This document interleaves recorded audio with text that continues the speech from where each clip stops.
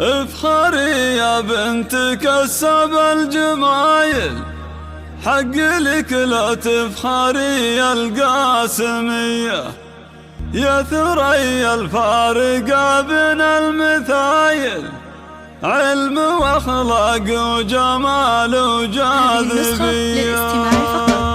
افخري يا بنت كسب الجمايل، حق لك لا تفخري يا القاسمية، يا ثريا الفارقة بين المثايل، علم واخلاق وجمال وجاذبية. لك ابارك واهدي بيوت الجزايل، يوم نلت الدكتوراه والفرحة حية، الف مبروك وافرحي وشك زايل، بالشهادة العالية يجمل بيا. بالتعب جاتك وتشهد لك فعايل، والعزيمة والسهر والمعنوية، لكلية الشريعة بالدلايل، تشهد وتشهد بالهمة القوية. عن حقوق المرأة في الإسلام كانت الرسالة والدراسة يا الوفية. عام 42 بين الأوائل، صرتي بصف الصدارة يا ثريا، أنت بنت شامع الرب الفعايل، وسليمان الكفو جزر العطية. يا عسى مثواه في أعلى المنازل، في الجنان بصحبة الهدي النبية، واعتزي بإخوانك رجال الصبايل، هم حزامك واسندك بين البرية. يا كبر فرحة خواتك الأصايل، كلنا تبارك لك الفرحة الهنية، والحبايب باركوا والحفل حافل، ومحكم تهدي لك القافه هدية. يا من القاسم لكم بين القبايل، هبة وعزة وأمجاد علية، مجدكم شامخ شموخ جبال حايل، يا من واختار خصوم بكل هيا. افخري يا بنت كسب الجمايل، حق لك لا تفخري يا القاسمية،